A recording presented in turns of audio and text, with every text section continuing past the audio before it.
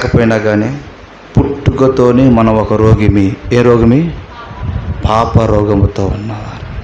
నేను ఒక మాట చెప్తానండి, ఈ శరీర సంబంధమైనటువంటి రోగానికి ఏదో ఒక రోజు స్వస్థత కలుగుతుంది, కానీ పాప సంబంధమైన రోగానికి ఈ లోకములో ఎక్కడైనా ఎప్పుడైనా స్వస్థత దొరికిద్దండి? దొరికిద్దా? ఎవ్వడు కూడా భూమి మీద ఎవ్వడు కూడా నీ పాప రోగాన్ని తీసివేయలేడు. ఆ పాప రోగం పోతేనే కానీ దేవుని రాజ్యంలో ఉండగలము. ఆ పాప రోగం పోతే కానీ దేవునితో ఉండగలము. మరి పాప రోగము తీసివేయబడుట కొరకై దేవుడు రోగులను కూడా పిలుస్తూ వచ్చినాడు, ఆకర్షిస్తూ వచ్చినాడు. నీ పాప రోగమును దేవుడు తొలగించుట కొరకై దేవుడే ఈ లోకానికి దిగి వచ్చినాడు. పిలిచాడు, పిలిచి ఇదిగో నీవు ఏ రోగంతో ఉన్నావో తెలుసా? పాప రోగముతో ఉన్నావు, నీ పాప రోగమును తొలగి